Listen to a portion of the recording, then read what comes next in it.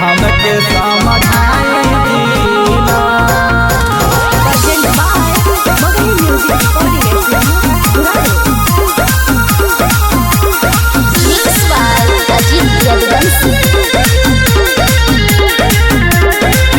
सोहनी डाकत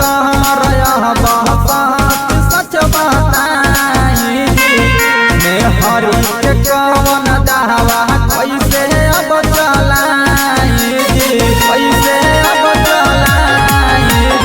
सोहनी डाकत सच बताई जहनुआ के कवन दावा कैसे अब चलाई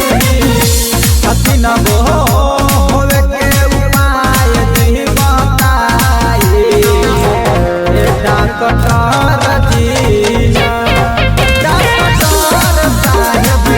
हमके समझाई दीना डॉक्टर साहब हमके समझाई दीना